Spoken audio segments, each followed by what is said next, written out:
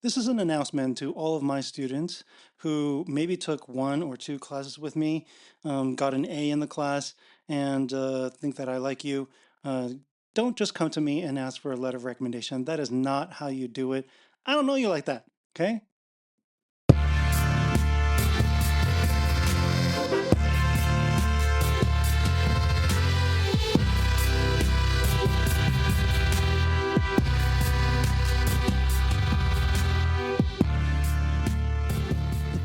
Pop out. We're popping out. Oh, wait, whoops. The music stopped. Okay. Hello, everyone. That's right. This is the Pop Out, and today we need to talk a little bit about letters of recommendation, who to ask, how to ask for it. Okay. There are certain things from my experience that have caused me a great deal of frustration, and I want to make sure that at least my students know what to do before they ask me for a letter of recommendation. Okay. So here's the advice that I tend to give students. Whether you take it, it's up to you. Other people could chime in, comment on, if you've given out letters of recommendations, what you prefer to see. Every person has their own, nuances and preferences.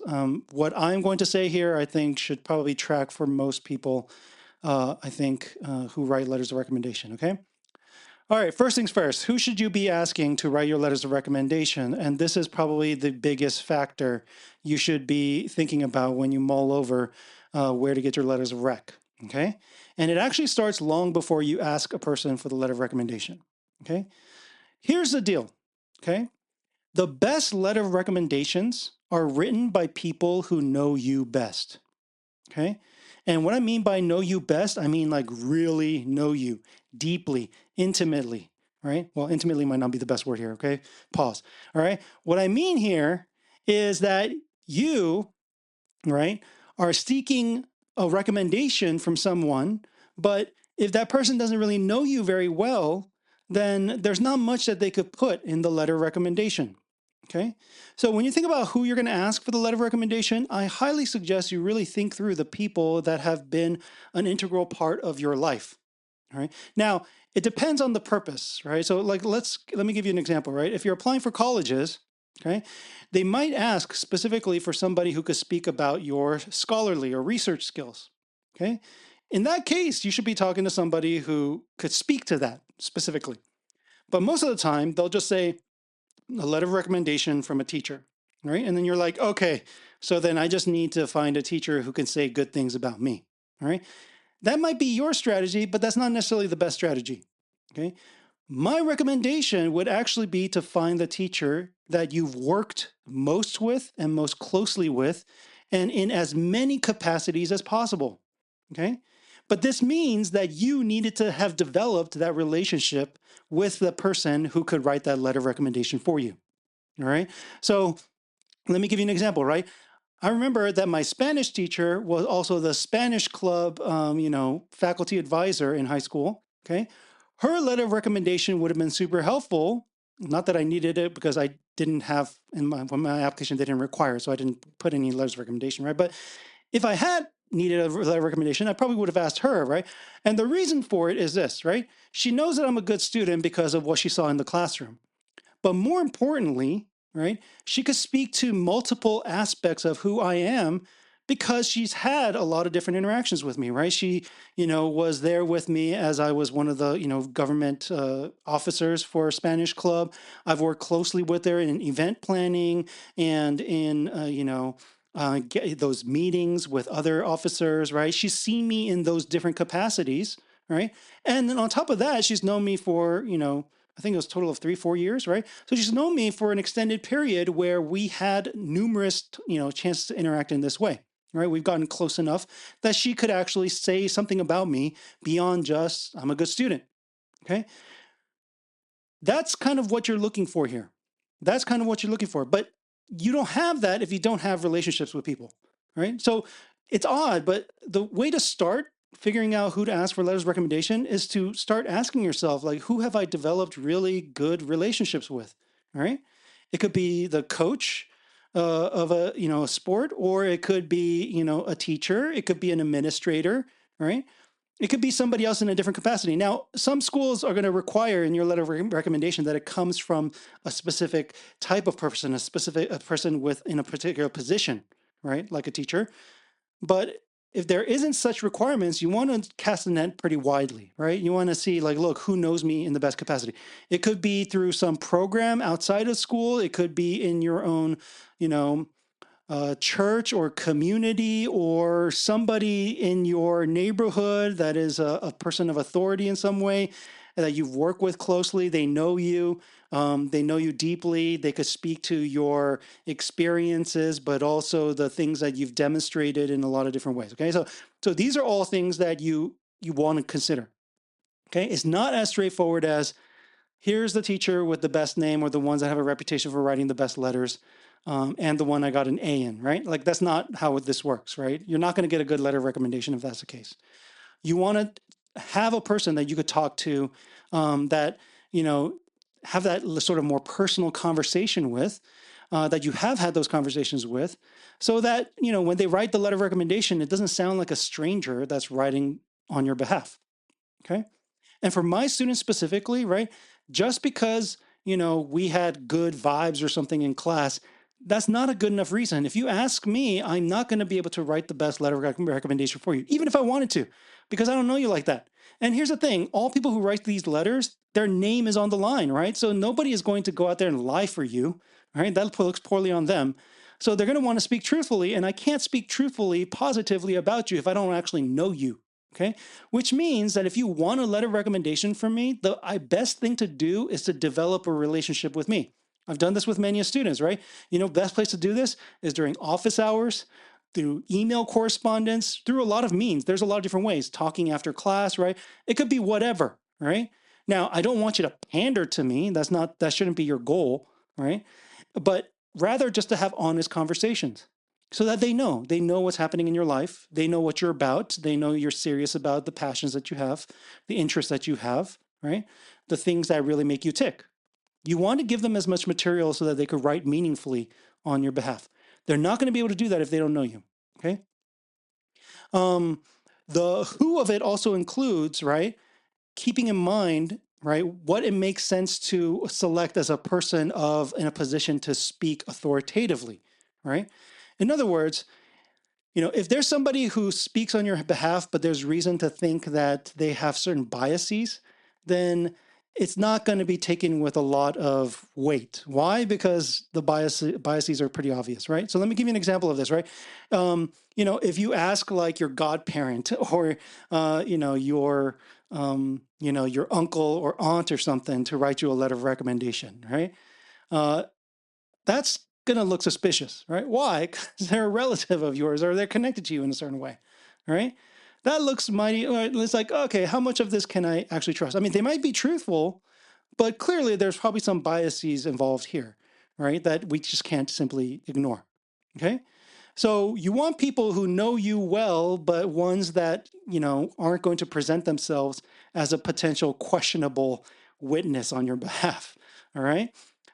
Which is often why people will turn to teachers, supervisors, people that they've worked with and know them in a particular capacity. Okay. But that don't have the much deeper personal relation, right? Like it's not like exes or people you've dated. It's not people that family members, things like that. Okay, you want to be very careful not to select anyone along those lines. Okay. Beyond that, though, it doesn't necessarily have to, except for where there's a strict requirement. You want to try to think kind of broadly about the people who have something next to their name so that they can be taken seriously in terms of their letter of recommendation. Okay. It'll make more of a difference in, I think, applying to graduate and professional schools, in part because there will be a focusing in on ability to do research, ability for scholarly activities, in which case you want the letter of recommendations coming from reputable researchers and professors, right? That's what you're strictly like, that's what kind of like the focus. So that's what they'll be looking for. In the case of high school, yes, there'll be some that you should probably, most of them probably should come from teachers to speak to your ability to do academic work, but feel free to throw in one that has some weight in the community. Like I said, it's important that they have weight in the community. It's not just the a Joe Schmo. It's like it's not just some random person, but rather somebody who has some authority in the community, like a community leader or somebody who is a leading organizer of a particular group, or somebody in the highest position that you could think of that you actually have a deep relationship with. Okay, that's the person you should be seeking. Right.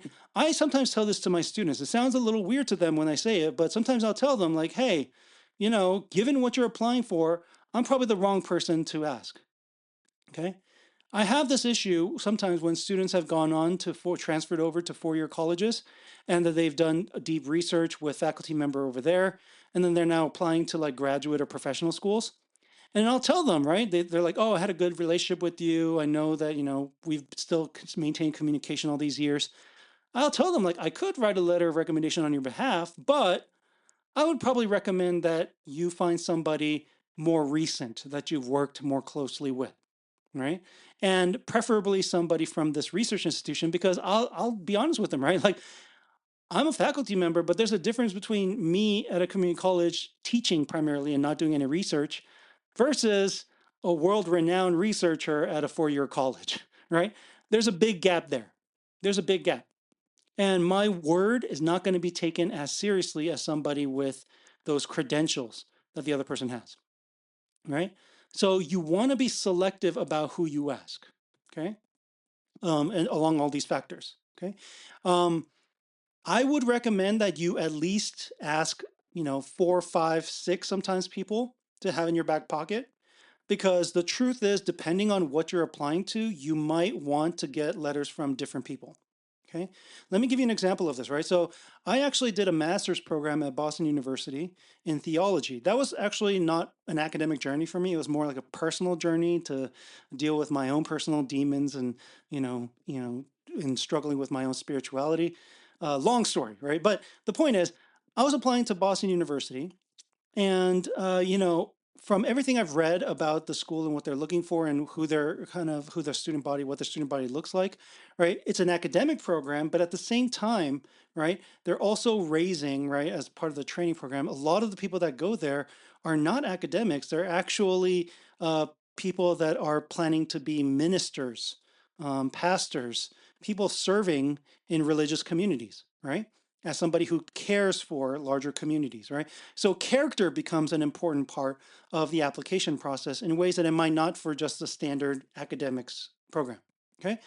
Knowing this, one of the people I asked for a letter of recommendation was a supervisor that I work with for, man, was it 4 years as an orientation counselor while I was at UCLA. Okay. She was somebody who did not know anything about my academics. She could not speak to my academics at all. She could only speak strictly to my character and what she's seen from me over the 4 years I was there, right? She could only speak to what she saw in the way that I worked, in the way that I connected with other coworkers, right, with other students, um, you know. And she wrote this. I mean, I don't know what was written on there, but what I do know is this, right? Whatever she wrote about my character was so good that Boston University actually specifically said, this is the specific letter that made us want to give you the scholarship we gave you so that you could attend the university. And I was flabbergasted. And I was like, I couldn't believe it. I was like, oh my goodness, it was based off of one letter of recommendation. And it was not about my academic ability, it was about my character, right? But see, here's the thing, that letter would not have been, I don't know what was written in it, but I also know that it would not have been such a good quality letter that it would make them want to give me a scholarship, right? Unless I had spent extensive time with her, right? I've had conversations with her. I've worked with her for an extensive period. She's seen me in states where I've been extremely vulnerable. She knows that I am not perfect and I had made a lot of mistakes and had a lot of weaknesses. I mean, I got in trouble a lot too, right? I did a lot of things that I probably shouldn't have done, right? So, they don't necessarily have to, only see the best of you, right? But she knew me at least well enough to be able to speak intelligibly about who I am, right? So I want you to not kind of restrict yourself and think like because you're applying for a school that it has to be strictly this, right? And I point that out for a good reason, right? I point this out for a good reason. colleges, if I haven't mentioned it already, right? Colleges are looking for students along a lot of different metrics, right? Academics is one of them, but like I said before, academics is just to make sure that you can handle the work and then you'll be successful in the academic side of things. Okay. And there are some selected students where the expectation is honestly that they're going to end up being researcher or innovators of some sort because their academics are completely off the charts. Okay. But for the most students, they'll fall within a range of academic ability. And the rest of the consideration has to do with what else they bring to the table. And here's one thing that a university definitely does not want. One thing that they definitely do not want is somebody who's a complete jackass. Okay. Think about it like this. Think about it like this, right? How does it reflect on the university if a graduate of that university goes out there and then gets arrested for fraud, right? That doesn't look good. Or goes out there and then commits like mass murder. That does not look good on the university at all. That brings shame and dirt on the university. They don't want that. What they want are people who go out there and do wonderful things, and then people go, wow, what a wonderful person. And what they came out of this university must have done something well to make sure that, the kind of students that they produce are like this, right? That's what they're looking for. They're looking for people who are people who change the world for the better. That's essentially what, one of the things that they will be looking for. And so character does matter, right? So even though you might have an academic, quote unquote, academic letter of recommendation from a teacher who could speak to your academic ability, it would be even better if they could speak to other aspects of you as a leader, or you as a team worker, or you as somebody who serves really well and supports other people, or somebody who brings a community together, right? Something about you other than just your academic ability, right? So as you keep that in mind, you'll see that you could, spread your, spread the net. Kind of, I don't even know if that's the right phrase, right? You could cast your net really far, right? And then try to consider a range of different people and keep them in your back pocket, right? Ask them for letters of rec, have the letters of rec ready to go, and then you could kind of pick and choose, right? It might depend on the scholarship. Some scholarships want somebody from the community, right? Not a teacher, right? Sometimes they want a specific type of letter of recommendation, and that might come from, a very specific person in your community, right? I don't know. But it's better to go ahead and ask for letters of recommendations from a lot of people, and then afterwards pick and choose which ones would be right for applying for whatever it is that you're applying for. Okay. All right.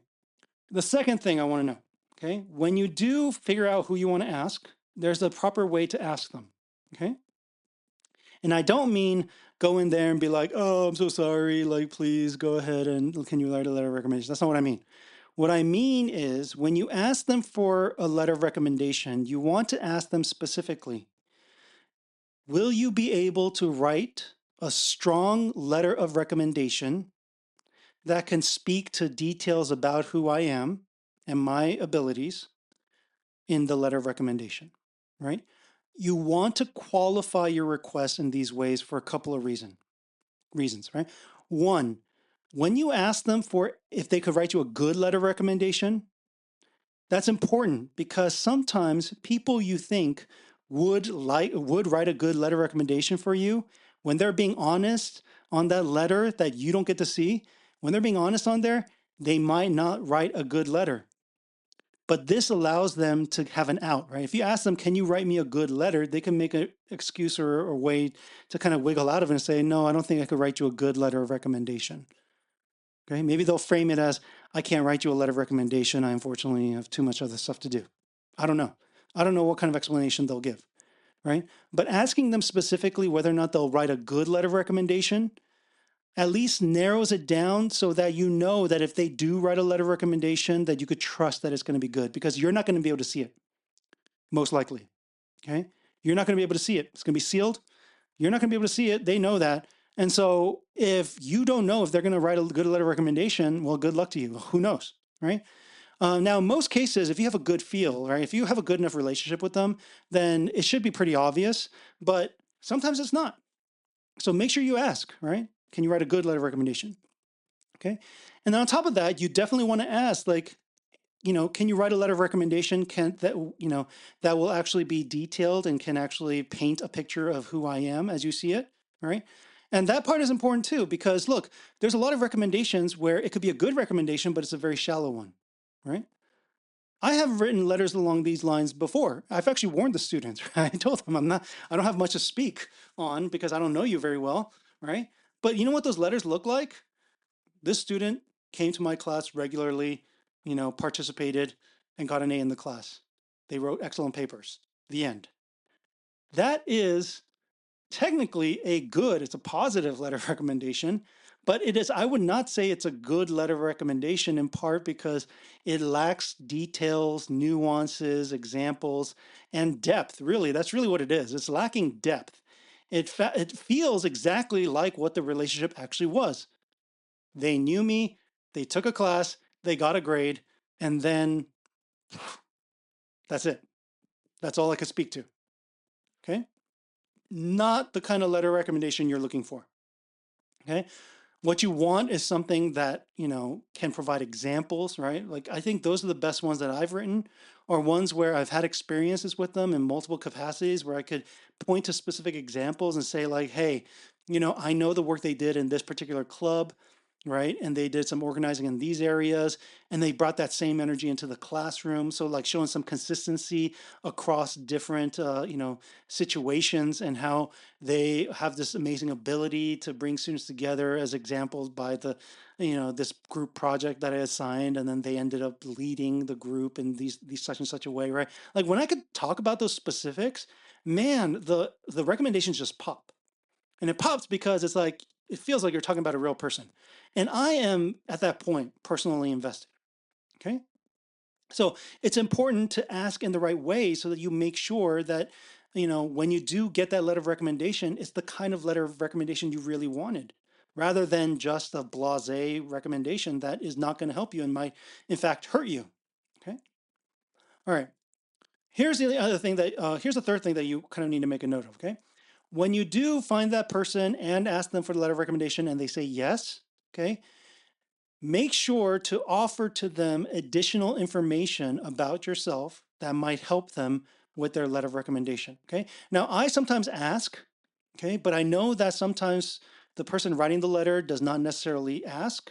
It might be because they don't want it, but it doesn't hurt for you to offer. Right. So here's what I mean. Okay. You want to ask them if they say yes, they're like, okay, I'll write a letter of recommendation for you, and say, great, awesome. I love that you were going to be able to write a letter of recommendation. Is there any additional information that would help you write this letter of recommendation? And you can even rattle off some examples, right? I could provide you with a personal statement that I plan to submit for the college. Um, I, you know, I could also give you an unofficial copy of my transcript so you could see the quality of my work in other subjects. I could also, if you want to, I could follow up with you with a phone conversation or a meeting in your office hours so that you can get to know me better, right? Or whatever, right? But here's the thing, the more informed that person is, the more they could write about, the better the recommendation is going to be. Okay. They'll pick and choose. I mean, they're not going to write more than they have to, but at least if they have all the information on the table, then they could incorporate any of that they see fit to paint the full picture in that recommendation. Okay. So if they don't ask you, I usually ask, but that's because I know that a lot of students don't, have somebody to kind of guide them for how to ask for a letter of recommendation.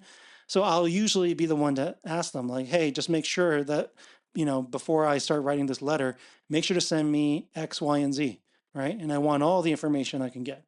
Right. And sometimes if that's insufficient, I'll follow up with them and say, hey, can we meet up? There's some things that I just don't understand. I want to get to know you better in these areas. Let's have a conversation. Right. Okay. But you should at least try to offer up that as a possibility in case they would greatly appreciate that additional information. Because one of the hard parts of writing a letter of recommendation is, when you're writing it, at some point you might just run out of anything meaningful to say. And if it ends up being a very short, concise, and not very detailed letter of recommendation, that's going to be a fairly weak letter, right? So offer to go ahead and supplement, right, with whatever additional information you think will be useful for writing this letter of recommendation. Okay. All right. Lastly, oh, sorry, no, I guess this will be second to last, right? But One thing you always want to keep in mind is the timing of that request. Okay. So you need to understand that writing a letter of recommendation takes time and energy. Okay. It takes time and energy. So you need to be mindful that you are taking up somebody's time. How long does it take to write a letter of recommendation? It depends on the student, right? But I tend to go through multiple edits to make sure that, especially if I'm trying to write a good letter of recommendation, I'm going to go through multiple edits to make sure that it looks good, right? That it makes sense, it's clean, it portrays the students the way that I think they should be portrayed, right? I take some time in my letters of recommendation. I don't just write it willy-nilly, okay? Hence, you need to give the writer sufficient time to think about what they want to write, let it marinate for a bit, let them go through any additional information you give them, and then write that letter and then submit it. Okay. The minimum should be 2 weeks, 2 weeks notice. Okay. My recommendation would be closer to 1+ months. Okay. You don't want to do it too early, but 1 month is pretty good. Okay. 1 month is pretty good. You could go maybe up to like 6 weeks, right? That could be good too. Okay. As a first time you ask them, that is, right? After that, you should follow up with them. If you ask them first time at 6 months, sorry, 6 weeks, and ask them again at 4 weeks. And as you get closer to the deadline, you want to ask more frequently what the status of that letter is. Okay. Now, you don't have to be kind of pushy about it. You could just ask, like, oh, I just wanted to see whether or not the letters were ready to go, and if there's anything else I can do to help you write those letters, right? Or if there's anything I can do to make this process smoother. Okay. Nowadays, a lot of these applications are going to go through some online portal, and so you'll send a link, right? But if you send it, let's say like 4 weeks before it's due, and I haven't gotten around to writing that letter, I might need a reminder and another link, right? Like you might have to resend that link. So you could say like, oh, I just want to make sure that you got the link from, Common App to submit your letter of recommendation. If not, I could send you another, right, email with the link on it, another request for the letter. Okay. And then as it gets much closer, like the week of, you'll want to definitely be on top of them. A lot of times, the people who are writing these letters, this life happens, right? And so sometimes it's like second priority. And so they won't get to it because they're getting to other things first.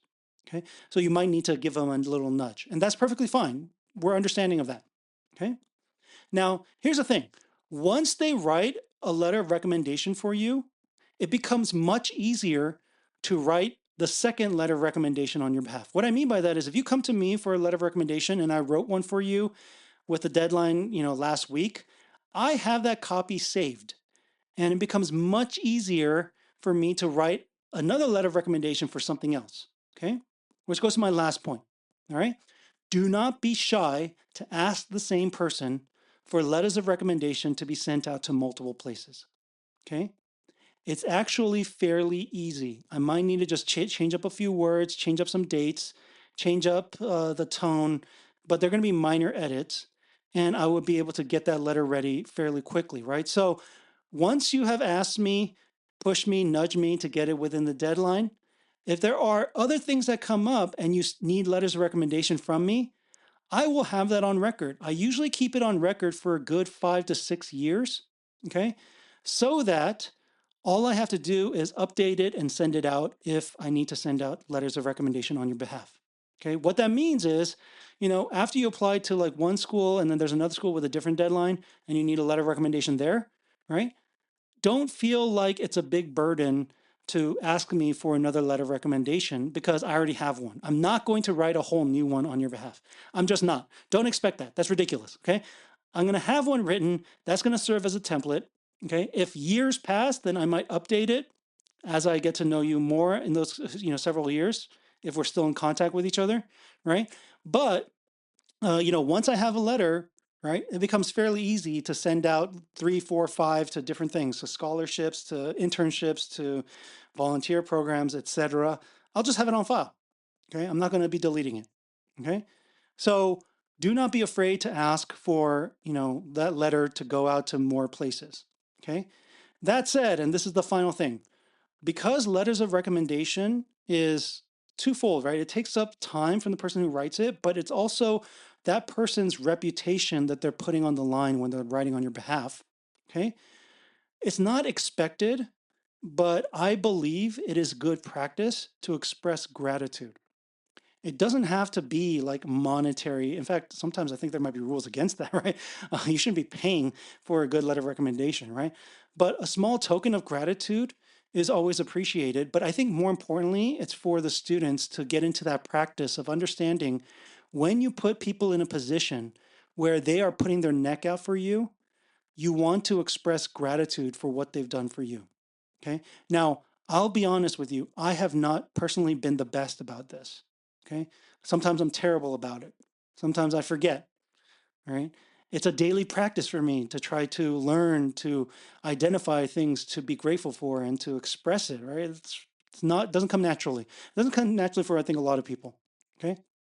But I think it'll be a helpful place, right? Asking for the letter of recommendation could be a nice place to start to really think about, when you ask somebody for a recommendation, when you ask somebody for a character reference, when you ask somebody to, you know, put their neck out on the line on your behalf, right? To show some gratitude for the fact that they're opening up opportunities for you. Because I think that practice for me and exercising it has been extremely helpful in my realizing that the reason I got as far in life as I have, it's not necessarily because of me. I've already mentioned one person who's written a letter of recommendation that essentially saved me tens of thousands of dollars, right? Like Boston University is not cheap, and there's not a lot of scholarships available for a master's graduate program, right? Like it's just not, right? So that saved me a whole lot of money, right? And it's definitely something that would have impacted whether or not I chose to go, right? I mean, I rejected, admission to the Harvard Divinity School in Yale. Like I decided not to go because their financial aid package would have left me in significant debt. And I was like, I'm not going to do that, right? So I know that the opportunities that I've had are in part, not completely, because I've put in the work myself, but at least it's a huge part because other people have opened up doors for me. And learning how to express that gratitude allows me to see the world more accurately and to realize that when I celebrate my successes, that I'm not celebrating it alone. I'm celebrating it with other people. And I think that's just a much better attitude for the way to go about life, whether it's asking for letters of rec or something else, right? And I think that you will see the impact of that because when you have this culture of people learning to rely on one another and acknowledging the help that they receive from others, then we start to act and move together as a community rather than, trying to make yourself the center of the universe, right? That's what narcissists do. Don't be a narcissist. That's terrible. Okay. So I hope that this gives you at least some help in figuring out how to and who to ask for letters of recommendations, how to go about it, how to have that conversation that might feel very uncomfortable the first time around, but also frees you up to feel okay once you develop the good relationships that you have, to be able to ask freely, to be able to ask openly, and to show gratitude for that help that you're receiving. Okay. So good luck to you. I'm hoping that you've picked the right people and get great letters.